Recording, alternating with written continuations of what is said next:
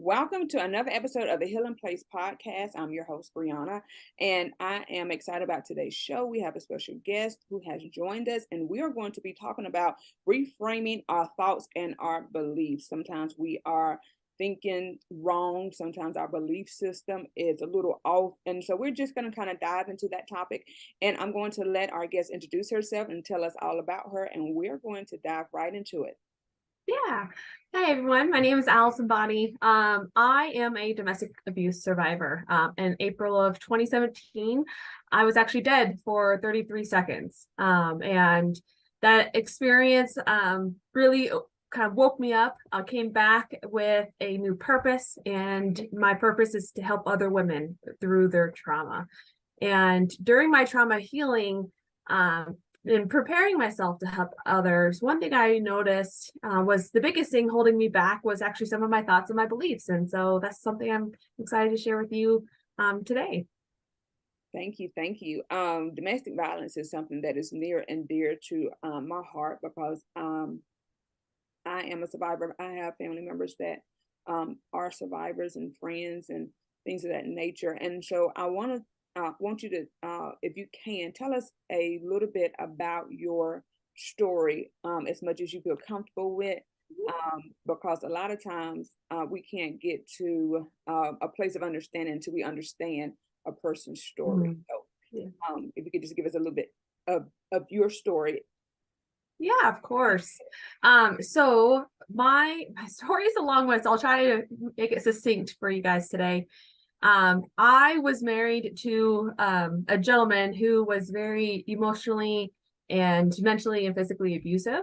And he was a master manipulator, is what I called him. He would be one way in front of everybody else, and then a whole nother way at home, which is very common for a lot of domestic abuse. And um, during that entire time, my entire family believed his outside persona. They didn't believe anything I told them. Um, and it was, it put me onto an island where I really was by myself. No one believed me. No one was really supportive. When I wanted to get divorced, it for them and the religious side of things, they did not support that because once you're married. Like that was their beliefs, and I don't fault them for that. But it created a environment where I didn't feel like I could escape, and so I felt like this was just going to be my life, and I had to figure out how do I cope with this. And it honestly, what it did is it completely destroyed all of my self-confidence, all of my self-worth. I started believing the things that he was telling me. I started to believe that I was the problem, like I must be the problem. And because everyone's saying that he's this great guy, and so that must be what it is. And so for a couple of years, actually, I kind of lived under that belt of like trying to just make myself align with what he wanted me to be. And even still I couldn't be what he wanted to be. And he wanted me to give him kids. I didn't want kids, but then felt pressured to have kids with him. And I have fertility problems. And so on top of all of that, that became like it was my fault. I was preventing that kids from happening. And it was this very bad cycle of just there's nothing I could do. And the punishments both verbally and physically from that. And when I tried to escape, finally I got to the point where I'm like, this isn't right. Like regardless of what I might believe in myself, I know that I don't deserve to be married to this man. And so I tried to escape to my family back in Seattle. At the time I'm living in Savannah, Georgia. And my mom was very supportive. She finally kind of understood and saw, because she came and actually lived with us for a couple of months and saw a little bit of the other side. And of course, because my mom was living with us, he wasn't always excuse my language, an asshole, but he had his moments, and she started to see the other side of him. And so she was supportive. She helped transport me back to Seattle. I had 2 dogs though, so I couldn't actually stay with her because her apartment wouldn't allow the dogs, and my siblings didn't want me around. They saw me as a risk to their family, so they had their own kids. They didn't want to house me. I even had one sibling completely write me off of I don't want you near me. I don't want you near my kids. And to this day, we still do not really talk, because I was the risk. I was the equation in all of this that was bringing this negativity and this harm to the family.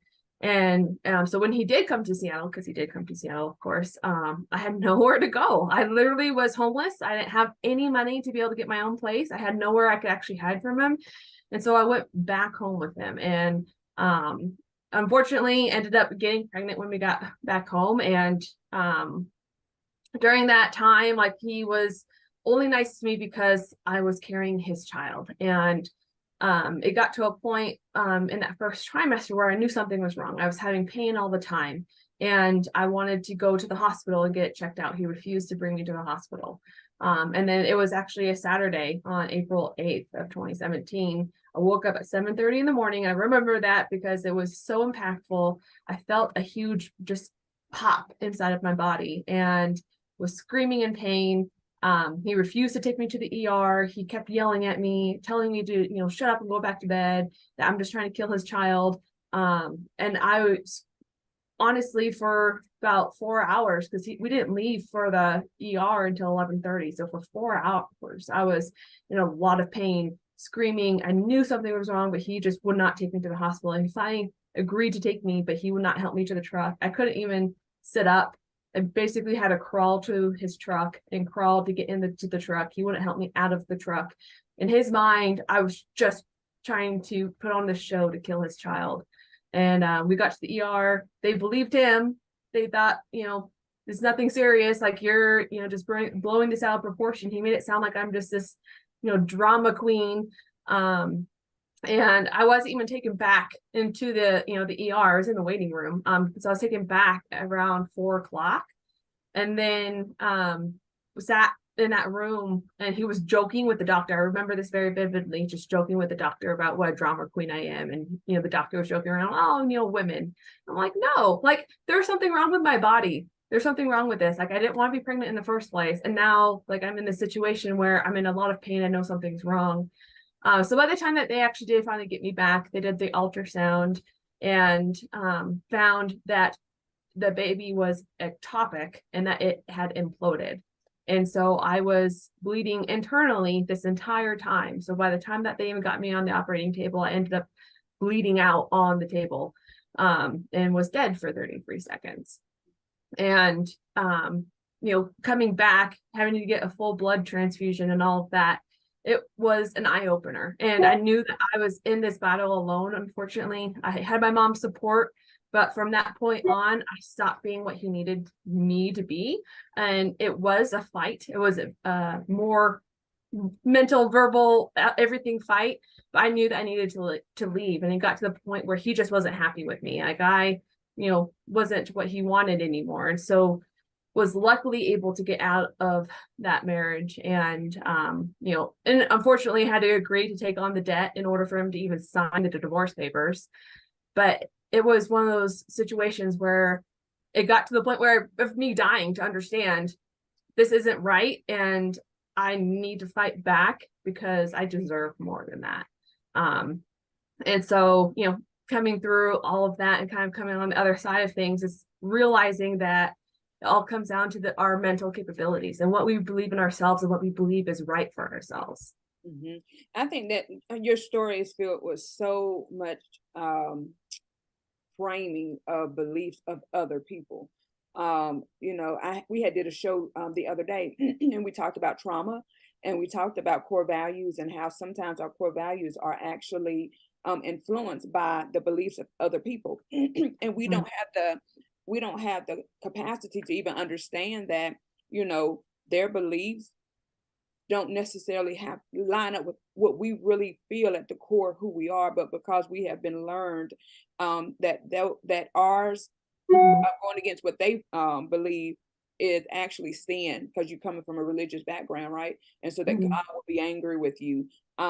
Stories like this are all over the place, where women aren't as fortunate as you, and they don't make it out because the church is so adamant about them staying in a marriage that it is physically and mentally abusive.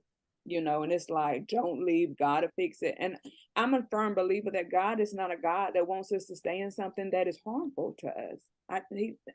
Why would I want to serve a God that's like that? Yeah, You know what I mean? I agree.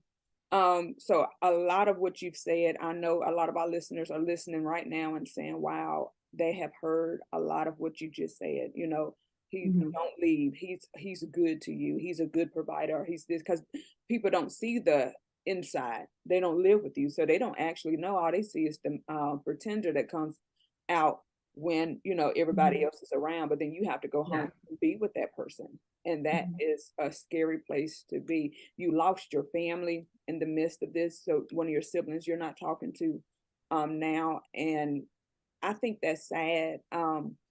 But it's the reality of things, because people do feel as though, hey, you are the cause of this, you're the cause of that, not having enough empathy or compassion to understand that, hey, I'm in something that I don't necessarily desire to be in, but I don't know how to get out, Mhm. and I Yeah. do support. So tell us. So once you got out and you began to reframe how you think, and began to do the self work, tell us about that portion of your journey. Yeah. Yeah. So first, like many of us, I started with therapy, and um in therapy, and I don't mean this in a mean way for my counselor that I was working with, but they were kind of asking things of like, well, what did you do that kind of put you in that situation? I'm like, me. This isn't a me problem. Like, you need to help me through my trauma of it. And like I said, when I came back with fire. And that's kind of piggybacking off of what you had said of like, God is, for us to help us. Like, I don't remember the other side, but why else would I come back with fire to help others and to leave that? Like, I fully believe that God wants the best for us and that we don't have to stay in those relationships. But so for me, like, I started with with therapy and talking about it, and I already went through the worst fear, and that was leaving him. And so talking about the fear and the trauma wasn't as bad. And so found that the therapy I was going through wasn't helping me, because it was always asking like, well, what did you do? Like, what parts of you can you fix because of what you went through? And I'm like, well, I just need to get through this therapy, like, and improve my mind. So I did a lot of research.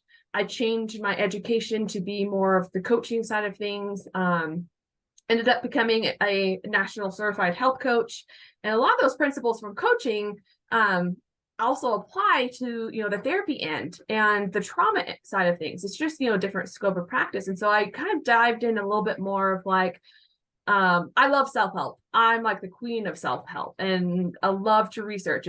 I'm one of those people. I'm always going to be a forever student because I just love to learn. And so I really dived into not just coaching, but like that whole principle of behavior change, and what do you need to do in order to create that behavior change. Because in my mind, from that trauma, I needed to create a behavior change. I needed to change my mindset. I needed to change my lifestyle. I needed to change essentially everything about myself, from the abused wife now to this liberated woman trying to make a change. And it all came down to my mindset.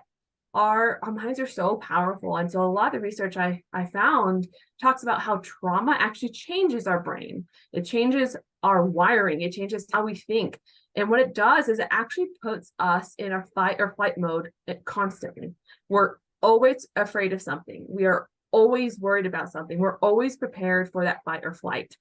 And because of that, our cortisol levels are super, super high. And it makes it so we can't like have proper cognitive abilities. And it also causes all of these health effects. So we ended up, losing, or rather gaining weight, getting diabetes, having heart problems, because the cortisol actually breaks down our body tissue. And so all of our digestive and all of our system starts to break down.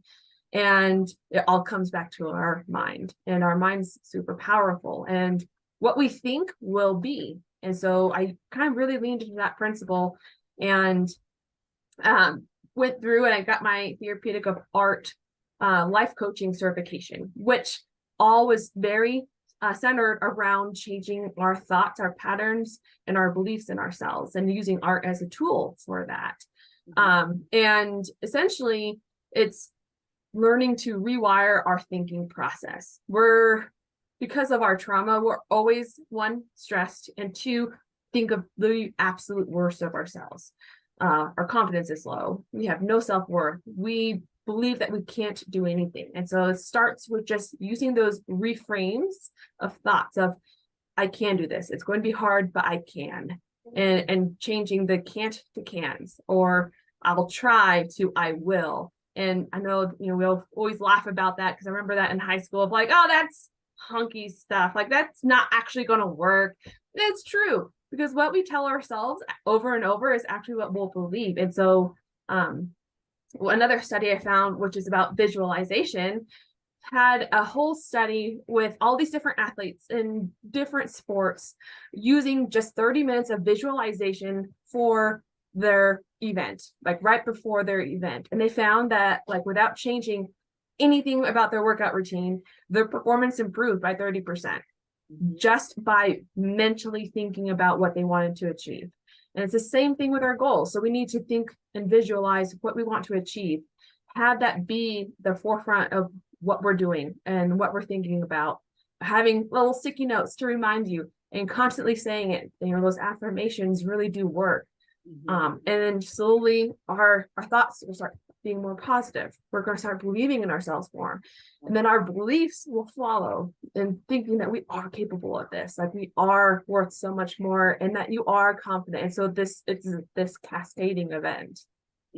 And when we think about the reframing of our minds and our thoughts, what I like to tell my clients is that when you begin to feel something within your body, you need to sit with it and identify, where is it coming from? Why am I feeling like this? Where is it coming from? And then really realizing, is the fear, if it's fear of something, is it irrational fear? Is it something that really can happen? Or is this something that is triggering you to make you feel like it's going to put you back in the situation of where your trauma came from? And I think that helps with the reframing of the mind as well, because when we can get to a place where we can tell ourselves that, hey, this is not yesterday, this is not the same person, or this is not the same situation, and realizing that this is a moment, this moment is going to pass, and and really being able to disconnect our mind from the past events. You're not going to ever forget them, but you don't have to let them rule you, because our trauma oftentimes leads us, and it will guide us, and it will always, like you said, however you think, that's what you're going to end up living. That's how you're going to live.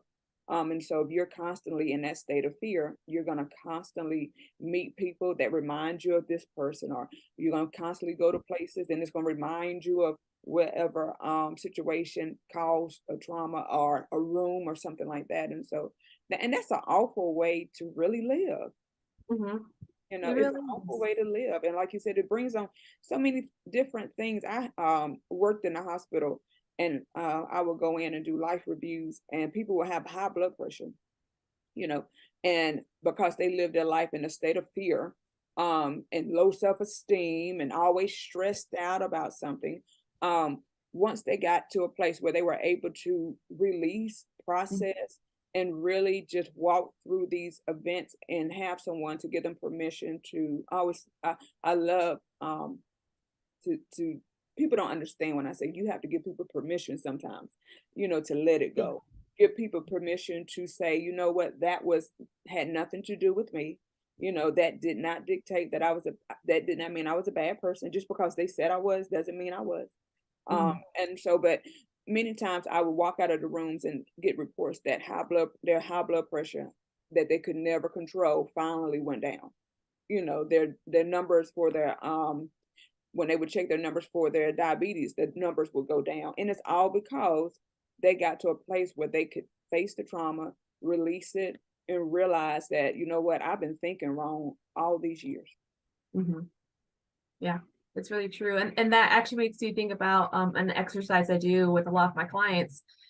It's called like the tabletop exercise, where you think of this belief, so, or your fear or whatever your emotion you're going through as the tabletop. And then your evidence for that fear, that belief, or whatever you're thinking are the legs. And so you want to, one, what are the legs that support this fear, that support that negative thought? And a lot of times they'll come up with like 3, maybe 4 things. But then when we flip it, and then now they'll just figure out the legs that support why, like why you shouldn't be afraid or why you are amazing. So essentially just reframing that thought of like, I'm afraid to live my life. Well, flip it. I deserve to live my life. What's those supporting evidence for that? And always, always, always, when we really break it down, they have more legs supporting this positive belief than they do the negative one. And so it's easier for them to then kind of like, in a way, will actually create something that they destroy. So that way it's like that feeling of like, I'm getting rid of that belief of myself because I now have this new table and all of these legs that support this belief. And then just about reminding themselves of that belief or that, reframe. Oh yeah. Oh yeah. I think that's really good because when you get to a place where, and I sticking that stupid rhyme, nursery rhyme or whatever you call it that they taught us in school, sticks and stones may break your bones, but words will never hurt you. And I'm like, that is such a lie because words do hurt you. And so for every negative thing that has been told to someone, it takes 100 some positive words to come back to help get that one thing out. So my thing is for people who have been going through, a similar situation that you came out of, them getting to the place of knowing that it's not your fault, and like you said, that exercise, I believe, would really, really be beneficial for them.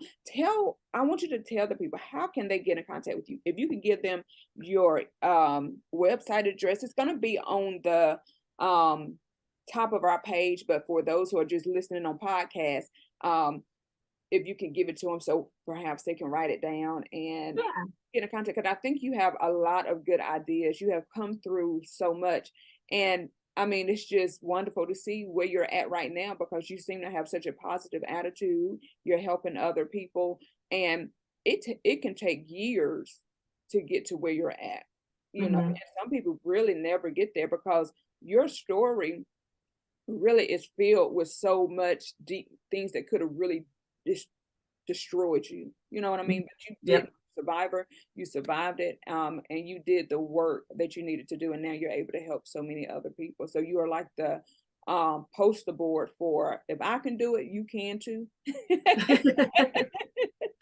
Yeah, and it's so true. Everyone can do this, and I want to help women make that change a short amount of time as possible, because it did take me about 2 years to really get to the point that I started to have confidence again. And I went out there, I'm like, you know what? I am beautiful. I may not fit the models, but I am beautiful. I'm worth everything. I bring light to this world. It took me a while, and it shouldn't have to take 2 years to get to that. It's just a matter about having the support, the accountability, and the tools to do that. And that's what I'm here for. So I'm in the process of revamping my website. As I mentioned, I have my therapeutic art life coaching. So I actually create art using all of the exercises I go through, not just with my clients, but that I go through even with myself on a daily basis as a reminder and visual for myself. And I sell that.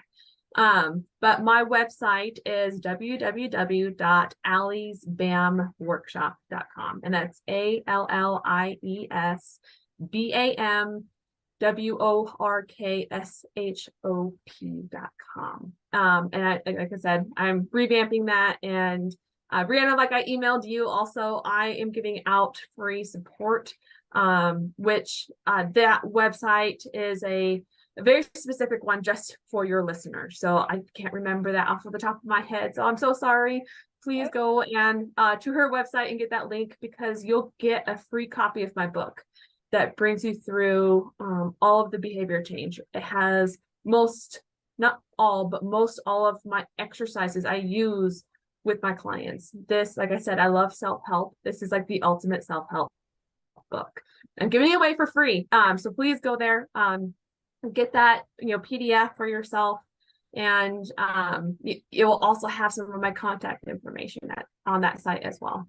Oh wow, that is awesome. Yes, I got the email, and I'm gonna post it for everybody to see. Again, if you're not on our Facebook page, please, please, please, if you are listening to any of the major platforms that we are on for our just listeners and not the one, not visual, please go to our Facebook page, the Healing Place Podcast, and you will find every link that you need to on there, to the free resources. And there's nothing better than to get resources from someone who's been there, done that. You know, it's a lot of people who are giving out information, but they haven't lived through it, so they don't even understand the emotions and the things that come with trying to heal. And so we have someone today that, again, I say, hats off to you. You are the definition of a survivor, and that you can make it. You can get to the other side. You can heal. You can have a wonderful life. Now, you told me something about you are in the process of doing therapeutic, working with, is it horses? Yeah. So I actually started a nonprofit, and it's a horse rescue, but our primary focus is in providing free equine assisted therapy to veterans and domestic abuse survivors. So horses are really interesting, and it's a lot different than any other animal out there because horses don't communicate like a dog does, for example. Horses communicate using energy, and one thing that they do with their herd is that there's an exchange of energy. So if a horse is scared or depressed or anything like that, they actually absorb that negative energy and then they release it. And it's the same thing with humans. And it's so fascinating to see, people who have all of this trauma built up go through this process of, like, they don't really even talk to me. I actually put them in a corral with the horse and just have them talk about anything that comes up, and then they always end up coming to their trauma because they feel comfortable with that horse. The horse absorbs it and they release it by I hate to say it, but going poop, rolling, shaking. So a lot of times you'll see that horse in with that person with their head on their chest, and they're kind of shaking, absorbing that negative energy. And the person that goes in is so different than the person that comes out, because that person comes out feeling a lot more released, a lot more clear about what they need to do. It's fascinating. I think that's fascinating. How the horses release it. I was speaking to a friend earlier on today, and I was saying that they were saying that they talk to a lot of people that are having very, very sad, devastating stories. And I said, you have to get to a place where you can learn to listen and then let it go. And I think we as people need to learn how to listen, to absorb, and then let it go, because it's not ours to carry.